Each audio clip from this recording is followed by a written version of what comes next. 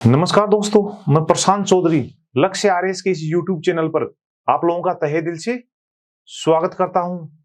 देखो दोस्तों, हम आज की चर्चा की शुरुआत करेंगे हमारे नए संसद भवन के उद्घाटन समारोह से एवं इससे जुड़े हुए विवादों से। आपको पता है कि भारत की संसद भारतीय लोकतंत्र का सबसे बड़ा प्रतीक है और अगर हम इसे भारतीय लोकतंत्र की आत्मा और मंदिर कहें तो यह भी अतिशयोक्ति नहीं होगी। लेकिन हमारे नए संसद भवन के उद्घाटन समारोह में ही कई विपक्षी पार्टी के सदस्यों ने हिस्सा नहीं लिया। तो ऐसा उन्होंने क्यों किया? उनको ऐसी कौन सी आपत्ति थी जिसके कारण उन्होंने नए संसद भवन के उद्घाटन समारोह में ही हिस्सा नहीं लिया? तो सबसे पहले हम उसी को देख लेते हैं। तो देखो, हमारे नए संसद भवन का उद्घाटन समारोह कब था? 28 मई 2023 को। 28 मई 2023 को। 28 मई 2023 को। तो कुछ विपक्षी पार्टी के सदस्यों को तो इस 28 मई की डेट को लेकर ही आपत्ति थी। उन्होंने कहा कि सरकार ने 28 मई की डेट कोई संयोगवश फिक्स नहीं की है, ये जानबूझकर फिक्स की गई है, क्योंकि इस डेट का संबंध दो महान शख्सियतों से है। एक तो है जवाहरलाल नेहरू और दूसरे हैं VD Savarkar. VD Savarkar, VD Savarkar. अगर जवाहरलाल नेहरू की बातचीत करें तो इनका देहांत हुआ था 27 मई 1964 को। इनका देहांत हुआ था 27 मई 1964 को और फिर इनका अंतिम संस्कार हुआ 28 मई 1964 को। तो जो लोग केंद्र सरकार की विचारधारा का विरोध करते हैं, विशेष रूप से विपक्षी पार्टी के सदस्य, उन्होंने कहा कि सरकार ने 28 मई की डेट इसलिए फिक्स की क्योंकि ये जवाहरलाल नेहरू के अंतिम संस्कार से जुड़ी हुई है और सरकार 28 मई को नई संसद का उद्घाटन करके ये संकेत देना चाहती है कि वो नेहरूवियन सिद्धांतों का भी अंतिम संस्कार कर रही है। अब हम इसका संबंध वीडी सावरकर से भी देख लेते हैं। तो 28 मई है वो वीडी सावरकर का क्या है? जन्म दिवस है। जन्म दिवस है। जन्म दिवस है। और 28 मई 2023 वीडी सावरकर का 140वां जन्मदिन है। और वीडी सावरकर अपने आप में एक विवादित शख्सियत रहे हैं। ये भी विवादित शख्सियत रहे हैं।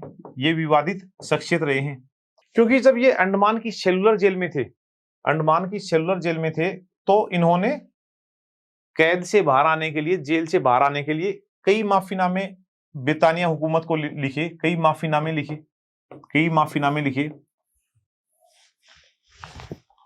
और इन माफीनामों की भाषा के आधार पर ही जो लोग वीडी सावरकर की विचारधारा का विरोध करते हैं वो इनको स्वार्थी और अंग्रेज भक्त ठहराते हैं। वो इनको स्वार्थी और अंग्रेज भक्त ठहराते हैं। तो दूसरी तरफ जो लोग वीडी सावरकर की हिंदुत्व की विचारधारा से साम्य रखते हैं, उन्होंने इन माफीनामों को उनकी रणनीति का हिस्सा बताया कि वो माफीनामों के माध्यम से अंग्रेजी जेल से बाहर आकर उनके विरुद्ध बिगुल बजाना चाहते थे। साथ ही वीडी सावरकर के ऊपर भारत के राष्ट्रपिता महात्मा गांधी की हत्या के आरोप भी हैं। महात्मा गांधी की हत्या के आरोप भी हैं। हालांकि ये आरोप कभी पुष्ट नहीं हो पाए, तो इसके कारण भी ये डेट थोड़ी विवादित हो जाती है। इसके बाद विवाद का जो दूसरा कारण था वो ज्यादा महत्वपूर्ण था, क्योंकि हमारी नई संसद भवन का उद्घाटन किसने किया है? भारत के प्रधानमंत्री ने किया है। इसका उद्घाटन किया है भारत के पीएम ने। जबकि विपक्षी पार्टी के सदस्य ये चाह रहे थे कि इसका उद्घाटन या तो राष्ट्रपति के द्वारा किया जाए या उपराष्ट्रपति के द्वारा किया जाए, क्योंकि दोनों ही किसी पार्टी से एफिलिएटेड नहीं होते हैं। जबकि प्रधानमंत्री तो किसी विशेष पार्टी से एफिलिएटेड होते हैं। ये विपक्षी पार्टी के सदस्यों के आरोप हैं। उनका कहना था कि प्रधानमंत्री तो किसी पार्टी से एफिलिएटेड होते हैं, किसी पार्टी से जुड़े हुए होते हैं, जबकि संसद में तो सभी राजनीतिक दल शामिल होते हैं। इसलिए नए संसद भवन का उद्घाटन ऐसे व्यक्ति के द्वारा किया जाना चाहिए जो किसी पार्टी से नहीं जुड़ा हुआ हो। और अगर भारत के राष्ट्रपति इसका उद्घाटन करते हैं तो वरीयता क्रम में भी 1 नंबर पे आते हैं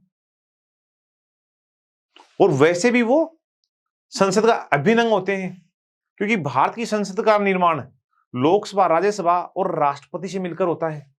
अतः उन्हीं के द्वारा नई संसद का उद्घाटन भी करना चाहिए। और अगर किसी भी कारण से राष्ट्रपति नई संसद का उद्घाटन नहीं करती हैं तो इसका उद्घाटन फिर उपराष्ट्रपति के द्वारा या फिर लोकसभा के अध्यक्ष के द्वारा किया जा सकता है, क्योंकि एक तरह से ये भी निष्पक्ष प्रकृति के लोग होते हैं। लेकिन सरकार ने उनकी आपत्तियों को खारिज किया और स्वयं प्रधानमंत्री जी ने भारत की जो नई संसद बनी है उसका उद्घाटन किया। तो मैं आप लोगों से एक क्वेश्चन पूछता हूं, प्रधानमंत्री के द्वारा नई संसद के उद्घाटन को क्या लोकतांत्रिक मान्यताओं के खिलाफ माना जाना चाहिए? तो मुझे लगता है कि इसे लोकतांत्रिक मान्यताओं के खिलाफ नहीं माना जा सकता है, क्योंकि भारत में इस तरह कोई भी नॉर्म्स स्थापित नहीं है कि विधायिका का उद्घाटन कौन करेगा। क्योंकि जब कभी भी विभिन्न राज्यों के अंदर विधायिका के लिए नए भवन बनाए गए हैं तो उनका उद्घाटन हमेशा राज्यपाल के द्वारा नहीं किया गया है, कभी उसका उद्घाटन राष्ट्रपति के द्वारा किया गया है, तो कभी उसी राज्य के मुख्यमंत्री के द्वारा किया गया है, तो कई बार ऐसे लोगों के द्वारा भी किया गया है जो किसी भी संवैधानिक पद के ऊपर नहीं थे। जैसे जिस समय छत्तीसगढ़ विधानसभा का उद्घाटन हुआ उस समय उनका उद्घाटन किया सोनिया गांधी जी ने, और उस समय सोनिया गांधी जी न तो भारत की राष्ट्रपति थी न उस राज्य की राज्यपाल थी।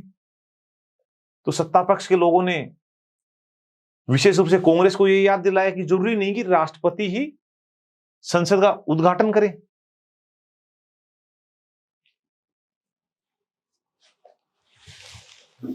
इसके अलावा भी एक विवाद उत्पन्न हुआ, वो विवाद उत्पन्न हुआ सेंगोल को लेकर। ये जो आपको छड़ी नुमा आकृति दिखाई दे रही है ये सेंगोल है। ये क्या है? ये सेंगोल है, और ये सेंगोल जुड़ा हुआ है चोल परंपरा से। ये सेंगोल जुड़ा हुआ है महान चोल परंपरा से, महान चोल साम्राज्य की परंपरा से। और सेंगोल का संबंध है न्याय से, कर्तव्य पालन से और गुड गवर्नेंस से, अच्छे शासन से। और इस सेंगोल को प्रधानमंत्री ने अधीनम मठ जो तमिलनाडु में है उसके पुजारियों से प्राप्त किया, और इसको लोकसभा अध्यक्ष के आसन के दाहिनी ओर स्थापित किया है। तो अब आपके मन में एक क्वेश्चन अराइज हो रहा होगा कि सेंगोल है तो न्याय, कर्तव्य पालन और अच्छे शासन से जुड़ा हुआ है, तो फिर इसको लेकर विवाद कौन सा उत्पन्न हो गया? इसको लेकर विवाद क्यों उत्पन्न हो गया? तो देखो, विवाद उत्पन्न होने का कारण दूसरा है, क्योंकि भारत के जो गृह मंत्री हैं उन्होंने एक स्टेटमेंट जारी किया, और भारतीय गृह मंत्री ने क्या कहा? सबसे पहली बार सेंगोल 14 अगस्त 1947 को जवाहरलाल नेहरू के द्वारा स्वीकार किया गया, और इसे अंग्रेजी शासन से सत्ता हस्तांतरण के प्रतीक के रूप में स्वीकार किया गया। तो विवाद इस बात को लेकर हुआ कि जवाहरलाल नेहरू ने जो सेंगोल स्वीकार किया वो ब्रिटिश सत्ता से हस्तांतरण के प्रतीक के रूप में स्वीकार किया। तो कुछ विद्वानों ने भारतीय गृह मंत्री के इस दावे का खंडन भी किया, क्योंकि इस प्रकार के न ही तो कोई लिखित साक्ष्य हैं और न ही कोई ऑडियो वीडियो से संबंधित साक्ष्य हैं। तो उन विद्वानों ने गृह मंत्री के दावे का यह कहते हुए खंडन किया कि भारत के प्रथम प्रधानमंत्री जवाहरलाल नेहरू जो एक लोकतांत्रिक किस्म के व्यक्ति थे, वो ब्रिटिश सरकार से सत्ता हस्तांतरण के रूप में सेंगोल को कैसे स्वीकार कर सकते थे। तो खैर इसको लेके भी कुछ कंट्रोवर्सी उत्पन्न हो गई। अब क्वेश्चन अराइज होता है कि हमें नए संसद भवन की आवश्यकता क्यों महसूस हुई? क्योंकि जब नए संसद भवन के निर्माण से संबंधित प्रोजेक्ट की बात चली तो उस समय भी कई विपक्षी पार्टियों ने कहा कि हमें नई संसद भवन के ऊपर क्यों हजारों करोड़ रुपए खर्च करने चाहिए, जबकि हमारा काम पुरानी संसद से चल ही रहा है। तो देखो, समय के साथ मुझे लगता है कि नए संसद भवन के निर्माण की एक आवश्यकता थी, जिसके निम्नलिखित कारण हैं। अगर संसद में सदस्यों की संख्या में वृद्धि की जाए तो पुरानी संसद भवन में इतनी व्यवस्था नहीं थी। तो अगर फ्यूचर में जाके सीटों की संख्या में वृद्धि की जाएगी लोकसभा और राज्यसभा में, तो इसके लिए दोनों ही सदनों में सीटों की संख्या ज्यादा होनी चाहिए। तो एक तो इसको देखते हुए नए संसद भवन का निर्माण किया गया है। दूसरा, जो पुराना संसद भवन है वो लगभग 100 वर्ष पुराना है और वो जीर्ण शीर्ण हालत में है।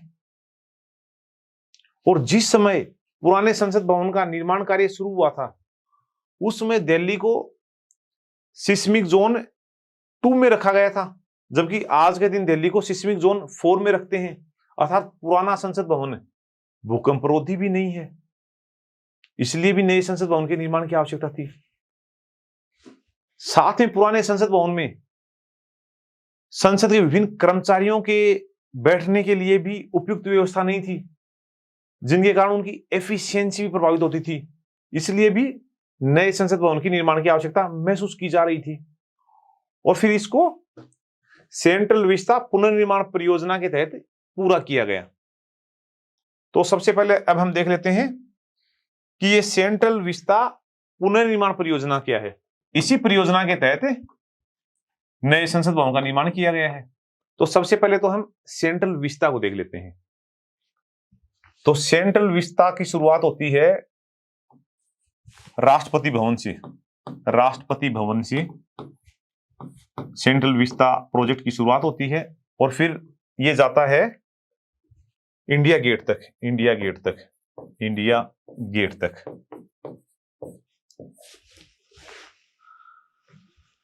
देखो 1911 में भारत की राजधानी कलकत्ता से दिल्ली स्थानांतरित हुई। तो जब कलकत्ता से दिल्ली राजधानी आई तो इसमें भारत के वायसराय भी थे, यानी भारत के वायसराय भी कलकत्ता से कहां पर आए, दिल्ली आए। उनके साथ उस समय की जो केंद्रीय सरकार थी उससे संबंधित सभी कर्मचारी और अधिकारी आए। तो फिर उनके लिए कार्यालयों के निर्माण की आवश्यकता थी। तो उसी को ध्यान में रखते हुए उस समय एक सेंट्रल विस्ता प्रोजेक्ट चलाया गया, जिसमें उस समय के वायसराय के लिए एक भवन बनाया गया जिसे आज हम राष्ट्रपति भवन कहते हैं। और इसकी शुरुआत हुई थी 1913 में, यानी सेंट्रल विस्ता की शुरुआत हुई थी 1913 में। फिर इसी सेंट्रल विस्ता में जैसे नॉर्थ ब्लॉक है आज के दिन, साउथ ब्लॉक भी है, नॉर्थ ब्लॉक भी है, साउथ ब्लॉक भी है, जिसमें भारत सरकार के विभिन्न मंत्रालय हैं, उपराष्ट्रपति भवन भी है। क्योंकि 1913 के बाद आवश्यकता के अनुसार समय समय पर और केंद्र सरकार ने विभिन्न इमारतों का निर्माण किया और उन्हें सेंट्रल विस्ता का हिस्सा माना गया। और इसी क्रम में 2019 में शहरी विकास और कार्य मंत्रालय ने सेंट्रल विस्ता पुनर्निर्माण परियोजना की परिकल्पना प्रस्तुत की, जिसके अंदर नए संसद भवन के निर्माण की बात भी थी। तो जो नया संसद भवन बना है वो सेंट्रल विस्ता पुनर्निर्माण परियोजना का ही एक भाग है। अब हम इस नए संसद भवन की कुछ विशेषताओं को देख लेते हैं। अब हम इस जो हमारा नया संसद भवन बना है इसकी कुछ विशेषताओं को देख लेते हैं। तो देखो सबसे पहले तो हम इसकी अवस्थिति को देख लेते हैं। ये है पुराना संसद भवन, ये है नया संसद भवन। यानी जो नया संसद भवन है वो पुराने संसद भवन के ठीक पास ही अवस्थित है। और दिखने में कैसा दिख रहा है, ये त्रिकोणाकार दिख रहा है। तो इसकी आकृति कैसी है, त्रिकोणाकार है। और इसका वास्तुकार कौन है, आर्किटेक्ट कौन है, किसने इसे डिजाइन किया है? इसको डिजाइन किया है डॉक्टर बिमल हसमुख पटेल। हसमुख पटेल ये गुजरात से संबंधित है। हसमुख पटेल के द्वारा इसे डिजाइन किया गया है। और इसकी निर्माण लागत है लगभग 900 करोड़ रुपए। इसकी निर्माण लागत है लगभग 900 करोड़ रुपए। और अगर इस संसद भवन का एरिया देखें तो ये एरिया है लगभग 64,500 वर्ग मीटर, जो पुराने संसद भवन से लगभग 17,000 वर्ग मीटर ज्यादा है। पुराने संसद भवन से लगभग 17,000 वर्ग मीटर ज्यादा है। और अब हम इसकी महत्वपूर्ण स्ट्रक्चर को देख लेते हैं कि इसके अंदर क्या क्या शामिल है। तो हमारे नए संसद भवन में एक तो कॉन्स्टिट्यूशनल हॉल शामिल है। एक तो कॉन्स्टिट्यूशनल हॉल शामिल है, ये है कॉन्स्टिट्यूशनल हॉल, संविधान हॉल। और इस कॉन्स्टिट्यूशनल हॉल में ही संविधान की ओरिजिनल प्रति को रखा जाएगा। और जो भारतीय लोकतंत्र की विरासत है उसको भी सेंट्रल हॉल के द्वारा प्रदर्शित किया जाएगा। बड़ा ही भव्य सेंट्रल हॉल है, बड़ा ही भव्य कॉन्स्टिट्यूशनल हॉल है, जिसमें भारतीय लोकतंत्र की विरासत को भी प्रदर्शित किया जाएगा। इसमें संविधान की ओरिजिनल प्रति को रखा जाएगा। ये है लोकसभा, ये है लोकसभा, कितनी भव्य है। और उससे भी ज्यादा भव्य राज्यसभा दिखाई देती है। यानी दोनों ही बहुत ही भव्य हैं, बहुत ही शानदार हैं। इस लोकसभा के अंदर सीटों की संख्या रखी गई है 888, यानी इसमें अधिकतम 888 तक सदस्य बैठ सकते हैं। इसमें 888 चेयर्स लगाई गई हैं, यानी इसमें 888 सदस्य एक साथ बैठ सकते हैं, एक साथ बैठ सकते हैं। जबकि राज्यसभा में 384 सदस्यों के बैठने की व्यवस्था की गई है। लेकिन अगर कभी भविष्य में लोकसभा और राज्यसभा की अगर ज्वाइंट सीटिंग होगी तो वो कहां पर होगी? वो इस लोकसभा भवन में होगी, इस लोकसभा भवन में होगी, लोकसभा भवन में होगी। और उस समय क्या होगा, इसमें एक्स्ट्रा चेयर्स लगा देंगे, जिसके कारण 888 सदस्य तो ये और 384 सदस्य ये, यानी 1272 सदस्यों तक इसमें बिठाए जा सकते हैं। ऐसी व्यवस्था इसमें कर दी जाएगी। नया संसद भवन है, इसके अंदर प्रत्येक सांसद के लिए एक डिजिटलाइज दफ्तर की व्यवस्था की गई है, जो सभी आधुनिक सुविधाओं से युक्त होगा। इस नए संसद भवन में यह कोशिश की गई है कि दिन में ज्यादा लाइट जलाने की जरूरत नहीं पड़े, यानी प्राकृतिक लाइट आती रहे। इस भवन को यानी इको फ्रेंडली भी बनाने की कोशिश की गई है। संसद भवन में संसद की विभिन्न समितियों के लिए बड़े बड़े कक्षों का निर्माण किया गया है। सांसदों के भोजन करने के लिए भी विभिन्न कक्षों का निर्माण किया गया है। तो इस तरह से हमने हमारे नए संसद भवन के ऊपर कुछ चर्चा कर ली। अब हम इसके ऊपर चर्चा कर लेते हैं कि इसका शिलान्यास कब हुआ था। तो इसका शिलान्यास हुआ 10 दिसंबर 2020 को, और इसके कुछ महीनों बाद इसका निर्माण कार्य शुरू हो गया। तो ये जो नया संसद भवन है ये लगभग 2 वर्षों में बनकर तैयार हो गया, लगभग 2 वर्षों में बनकर तैयार हो गया। तो अगर नया संसद भवन आ गया तो क्या हम पुराने वाले संसद भवन को भूल जाएं? कुछ चर्चा हम उसके ऊपर भी कर लेते हैं। तो कुछ चर्चा हम पुराने संसद भवन के ऊपर भी कर लेते हैं। यह है हमारा पुराने वाला संसद भवन, और इसकी आकृति कैसी है? दीर्घ वर्ताकार। ये लगभग 46,000 वर्ग मीटर क्षेत्रफल में फैला हुआ है। 46,000 वर्ग मीटर क्षेत्रफल में फैला हुआ है, वर्ग मीटर क्षेत्रफल में फैला हुआ है। यह 6 एकड़ में फैला हुआ है, 6 एकड़ भी कह सकते हैं, लगभग 6 एकड़ में फैला है। और इसके वास्तुकार कौन है, इसके आर्किटेक्ट्स कौन है? तो इसको बनाया था यानी लुटियंस ने।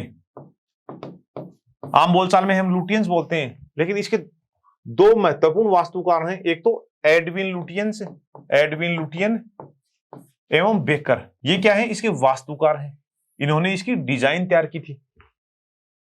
और फिर इसका निर्माण शुरू हुआ था 1921 में। हमारे पुराने संसद का निर्माण शुरू हुआ था 1921 में, और इसका समापन हुआ था 1927 में। और 18 जनवरी 1927 को जो तत्कालीन वायसराय थे भारत के, लॉर्ड इरविन, इन्होंने इसका उद्घाटन किया था।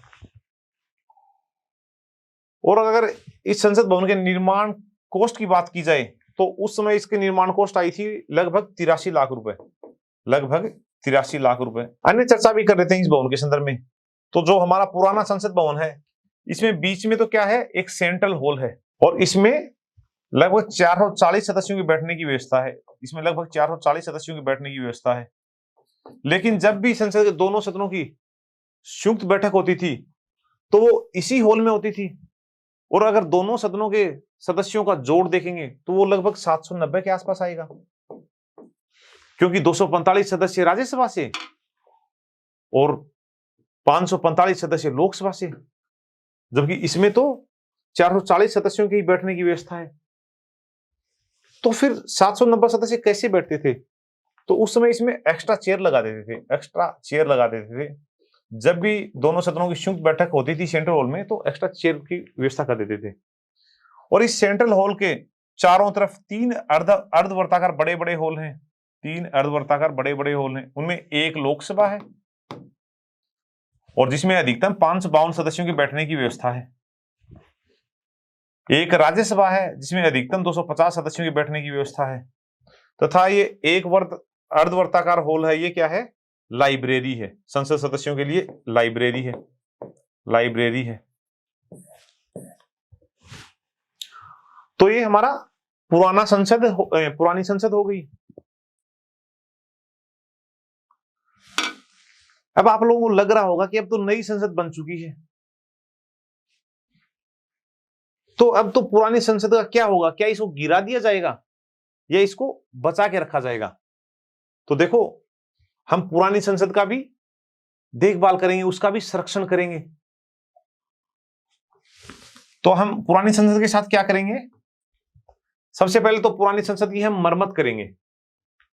पुरानी संसद की क्या करेंगे? मरम्मत करेंगे। उसको गिराएंगे नहीं, हम उसकी मरम्मत करेंगे, उसका संरक्षण करेंगे और इसको म्यूजियम ऑफ डेमोक्रेसी में बदलेंगे। इसको किस में बदलेंगे? म्यूजियम ऑफ डेमोक्रेसी में। इसको म्यूजियम ऑफ डेमोक्रेसी में बदलेंगे, ऑफ डेमोक्रेसी में बदलेंगे, डेमोक्रेसी में बदलेंगे। साथ ही संसद के जो विभिन्न कार्यक्रम होते हैं उनका संपादन पुरानी संसद के अंदर कर लिया जाएगा। तो इस तरह से पुरानी संसद का भी कुछ उपयोग हो जाएगा। तो इस तरह से हमने हमारी नई संसद के ऊपर कुछ चर्चा की, पुरानी संसद के ऊपर कुछ चर्चा की, और आज हम इतनी चर्चा करेंगे। सो थैंक यू दोस्तों, थैंक यू वेरी मच। जय हिंद, जय भारत।